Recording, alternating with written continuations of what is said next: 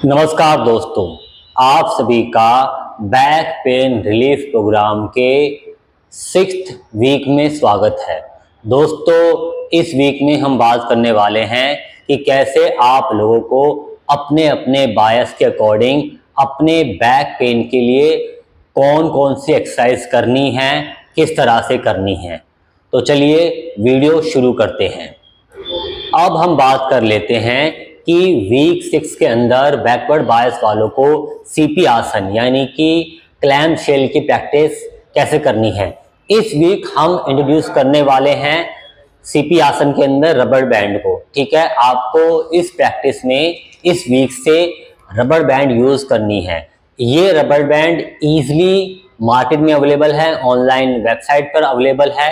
ठीक है, और ये अलग अलग नाम से आप देख सकते हैं, जैसे कि रबर बैंड फॉर एक्सरसाइज या रेजिस्टेंस बैंड या फिर मिनी लूप बैंड। ठीक है, mini loop band, resistance band और रबर बैंड। ठीक है, और आपको रबर बैंड वाला रबर वाला ही बैंड यूज करना है प्रैक्टिस में। ठीक है, तो आपको करना क्या है कि इसमें हमें अपने पैरों को एक बार फैलाकर, ठीक है, पैरों को फैलाकर बारी बारी से अपने लेग को हमें अपने पास लाना है। ठीक है, या पैरों को नहीं भी फैला रहे हैं, मोड़ के रख रहे हैं तो भी कोई दिक्कत वाली बात नहीं। ठीक है, हमें जब हम इसको पहनेंगे पैर में तो हमें खुद आगे नहीं झुकना है, ये ध्यान रखना है।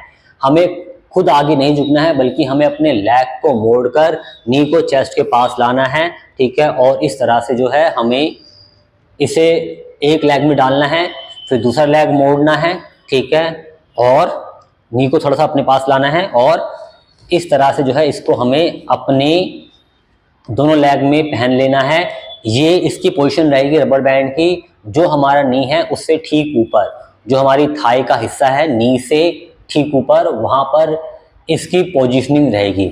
उसके बाद हमें करना क्या है कि साइड में लेट जाना है। और याद रखें, जब भी हम मूवमेंट कर रहे हैं, एक मोशन से हम दूसरी मोशंस में जा रहे हैं, ठीक है, तो ट्रांजिट कर रहे हैं, तो हमेशा अपने कोर को कॉम्पैक्ट रखें ताकि जर्की मूवमेंट या फोल्टी मूवमेंट की वजह से आपको जो है आपकी डिस्क हर्ट ना हो। ये आप हमेशा याद रखें। ठीक है, और आपको जो है किसी भी एक साइड लेट जाना है। ठीक है, आपको किसी भी एक साइड लेट जाना है। जब आप लेटे तो अपने हाथ को, जैसे कि कई बार बताया जा चुका है कि आप अपने अपर आर्म को पिल्लो की तरह यूज कर सकते हैं या आप पिल्लो भी यूज कर सकते हैं। ठीक है, स्टार्टिंग में फिर से आपको अभी भी जो है अपने वॉल के अगेंस्ट या किसी सोफे या फर्नीचर के अगेंस्ट अपने शरीर के पिछले हिस्से को रखकर प्रैक्टिस करनी है, ताकि आपको प्रैक्टिस करते वक्त अवेयरनेस रहे कि आपका स्पाइन या आपका पेल्विक मूव नहीं करे। ठीक है, ये आपको ध्यान रखना है। जैसा कि पहले बताया था पिछले वीक के वीडियो में कि बैकवर्ड बायस वालों को अपने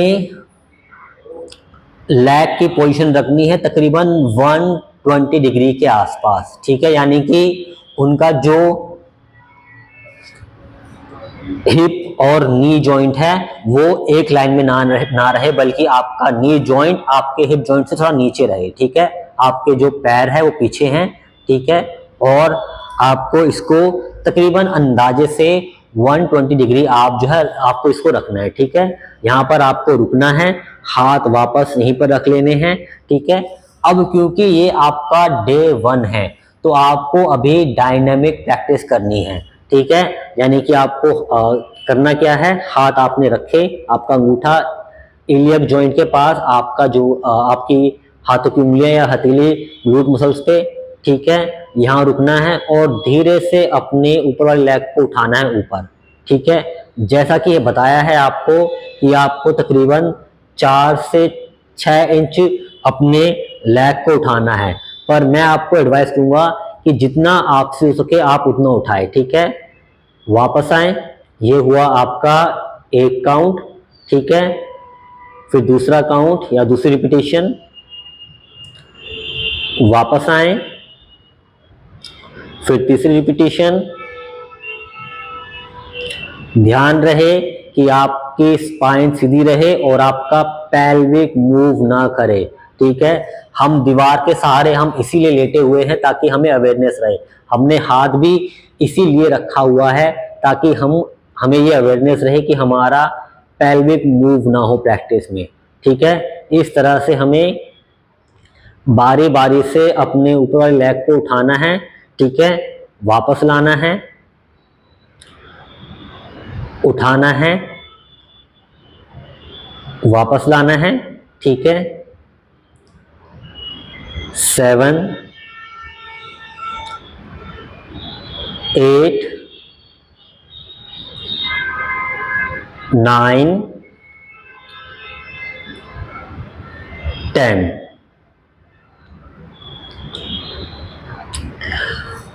जैसा कि आपको पहले बताया जा चुका है, ठीक है, कि आपको जब कोई भी प्रैक्टिस फर्स्ट टाइम कर रहे हैं तो पहले आपको 4 से 5 बार प्रैक्टिस करके देखना है। यानी कि अगर आप रबर बैंड को यूज करके इस सीपी आसन की प्रैक्टिस को कर रहे हैं तो पहले आपको 4 से 5 बार आपको जो है पहले ये प्रैक्टिस करनी है। उसके बाद आपको वापस आके ये चेक करना है कि ये अभी जो हमने रबर बैंड को यूज करके सीपी आसन की प्रैक्टिस करी उसको करने के बाद हमें कैसा फील हो रहा है। अगर आपको पेन फील हो रहा है तो अभी आपको रबर बैंड यूज नहीं करना है। अगर आपको ठीक लग रहा है तो आप जो है 10 प्रैक्टिस कर सकते हैं, ठीक है, 10 रिपीटिशन आप कर सकते हैं।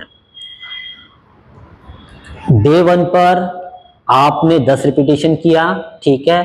आप डे 2 पर इसको आप इसको जो है अभी डे 1 पर हमने 1 सेट किया, ठीक है, बट डे 2 पर आप जो है 3 सेट कर सकते हैं जिसमें आप 10, 8 और 6 इस तरह से रिपीटिशन कर सकते हैं। यानी कि पहले सेट में 10 रिपीटिशन, उसके बाद 10 से 20 सेकंड आपने रेस्ट किया, फिर आपने अगले सेट में 8 रिपीटिशन किया, ठीक है, उसके बाद आपने 10 से 20 सेकंड रेस्ट किया और उसके बाद आपने 6 रिपीटिशन किया, ठीक है। इस तरह से आपने ये जो पैटर्न है 10, 8, 6 का एक्सरसाइज का वो आपको कंप्लीट करना है, ठीक है। अगर ऐसे प्रैक्टिशनर जिन्हें सीपी आसन करने में परेशानी नहीं थी, मतलब जब उन्होंने प्रैक्टिस करी पिछले वीक तो उन्हें परेशानी नहीं थी ये करने में, तो वो डे 1 से ही ये जो हमने 3 सेट बताए हैं 6, 8 और 10, 8 और 6 के 3 सेट वो आप कर सकते हैं डायनेमिक वे में। कुछ दिन आपको ये इस तरह से प्रैक्टिस करनी है और फिर उसके बाद आपको इसमें होल्ड करना है। यानी कि आपको अपने ऊपर लेग को उठाना है, ठीक है, यहां पर 4 से 6 इंच या जितना आप उठा सकते हैं उठाएं, ठीक है। अपनी 4 से 6 इंच उठाना है। अगर आप 4 से 6 इंच ना उठा पाए तो उस कंडीशन में जितना आप उठा सकते हैं उतना उठा लें, ठीक है। अगर आप 4 से 6 इंच नहीं उठा पा रहे हैं, ठीक है, यहां पर रुके, 10 तक होल्ड करें, 1 2 3 4 5 6 7 8 9 10 वापस रखें, ठीक है, फिर से उठाएं,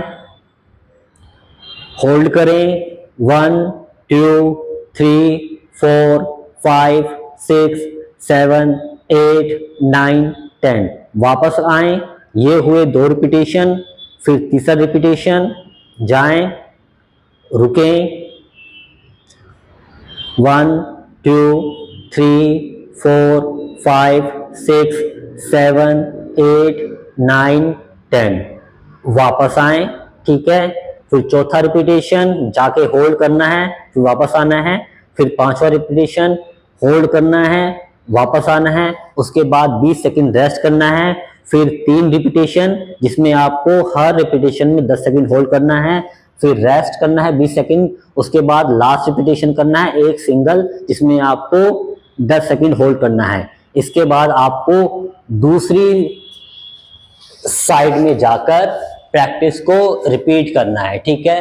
और जब आप वापस आ रहे हैं तो वापस आने के लिए भी आपको ध्यान रखना है कि जब आप इसे उतार रहे हैं, ठीक है, तो आपको अपने लेग को अपनी तरफ लाना है, ना कि खुद आगे झुककर इसे निकालना है, ठीक है। यानी कि आपको इसे पहनते हुए और निकालते हुए आपको केयरफुल रहना है, ठीक है। जैसा कि पहले बताया जा चुका है कि स्टार्टिंग में कुछ दिन आपको जो है डायनेमिक वे में प्रैक्टिस करनी है, और जब आप उस अभ्यस्त हो जाएं प्रैक्टिस के, अभ्यास के, फिर आप जो है आगे जाके इसे होल्ड कर सकते हैं, ठीक है। फिर आपको होल्ड करना है। अब सबसे इंपॉर्टेंट बात, जब आप रबर बैंड यूज करें, ठीक है, तो ये 5 से 6 या 7 सेट में आता है, ठीक है। मैक्सिमम ये 5 मतलब मोस्टली ये जो है 5 के सेट में आता है रबर बैंड। तो आपको ये ध्यान रखना है कि आपको वो वाला रबर बैंड यूज करना है जो सबसे लाइट वाला हो, ठीक है। सबसे लाइट वाला रबर बैंड यूज करना है जो कि मेंशन होता है, जो कि ऑलरेडी जो है या तो रबर बैंड में मेंशन होता है या फिर उसके जो पैकिंग है उस पर मेंशन होता है, ठीक है। तो ये ग्रीन वाला जो मेरे पास रबर बैंड का सेट है, ये सबसे जो है लाइट वाला है, ठीक है, जिसमें सबसे कम रेसिस्टेंस है। लाइट मतलब सबसे कम रेसिस्टेंट वाला रबर बैंड आपको यूज करना है जब आप पहली बार प्रैक्टिस कर रहे हैं। ये चीजें आपको ध्यान रखनी है प्रैक्टिस में, ठीक है। और अगर प्रैक्टिस करने के बाद दिक्कत लग रही है तो अभी रबर बैंड यूज ना करें, अदरवाइज आप रबर बैंड यूज करें, ठीक है। स्टार्टिंग में डायनेमिक वे में, उसके बाद आगे चल के आपको इसमें होल्ड करना है, ठीक है।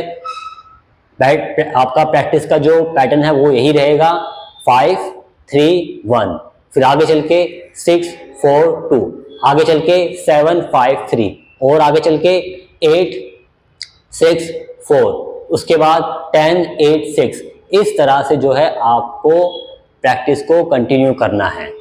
इसके अलावा आपको ध्यान रखना है कि ब्रेसिंग मेंटेन रखनी है थ्रू आउट द प्रैक्टिस। बेशक से इस वीडियो में हमने ब्रेसिंग के बारे में बात नहीं करी, लेकिन जब आप प्रैक्टिस कर रहे हैं तो आपको अपने लेग को उठाने से पहले ही ब्रेस मेंटेन कर लेना है, यानी कि आपको अपने कोर मसल्स को कॉम्पैक्ट कर लेना है, उसके बाद लेग को उठाना है, चाहे आप डायनेमिक वे में कर रहे हैं चाहे आप होल्ड कर रहे हैं, ठीक है। तो जब तक आप रुके हुए हैं तब तक ब्रेसिंग मेंटेन, उसके बाद लेग डाउन, और जब तक आपका लेग वापस नीचे नहीं आ जाता, ठीक है, आपका नी दूसरे नी पर नहीं आप रख देते हैं, तब तक आपको ब्रेसिंग को मेंटेन रखना है, ठीक है। उसके बाद ही आपको ब्रेसिंग को रिलीज करना है, और वापस से लेग उठाने से पहले फिर से ब्रेसिंग आपको मेंटेन कर लेनी है। इसके अलावा आपको ये ध्यान रखना है कि जैसे हमने बताया कि हमें अपने शरीर और अपने लेग की पोजीशन को 120 डिग्री एंगल पर रखना है। अगर किसी को ये अभी तक ना समझ में आए तो वो कर क्या सकता है कि वो अपने योग मैट पर एक सीधी लाइन जो है ड्रॉ कर ले, ठीक है। आप कोई स्केल या कोई सीधी चीज लेकर एक मार्कर से, मोटे मार्कर से, जिससे आपको वो लाइन दिख जाए, उसे आप ड्रॉ कर ले, ठीक है। और जब आप लेटें, ठीक है, तो आप इस तरह से लेटे कि आपके जो ये थाई है, ये आपका जो लेग है, ठीक है, वो उस लाइन के पैरेलल रहे, ठीक है। तो जब आप ऐसे करेंगे तो ये हुआ आपका 90 डिग्री, ठीक है। ये हुआ आपका जब आप ऐसे लेटे, ठीक है, तो ये हुआ आपका 90 डिग्री कि आपने उस लाइन पर जो है लाइन को ड्रॉ करके फिर आप जो है उस पे लेटे हैं, ठीक है। आपका हिप जॉइंट और आपका नी जॉइंट उस लाइन के या तो ऊपर है या उसके बिल्कुल बराबर है, ठीक है। उससे आपको ये आइडिया हो जाएगा कि इस समय हमारा 90 डिग्री एंगल पर है, ठीक है। अब यहां से आप इसको थोड़ा सा नीचे ले जा सकते हैं, ठीक है, ठीक है, तकरीबन थोड़ा सा नीचे ले जाएंगे अंदाजे से, ठीक है। तो वो 120 डिग्री हो जाएगा, ठीक है। तो इस तरह से आप अपने लेग को यूज कर सकते हैं जब आप सीपी आसन या क्लैम्प शेल की प्रैक्टिस कर रहे हैं। आई होप आपको ये वीडियो पसंद आया होगा। मिलते हैं अगले वीडियो में। आप सभी का धन्यवाद।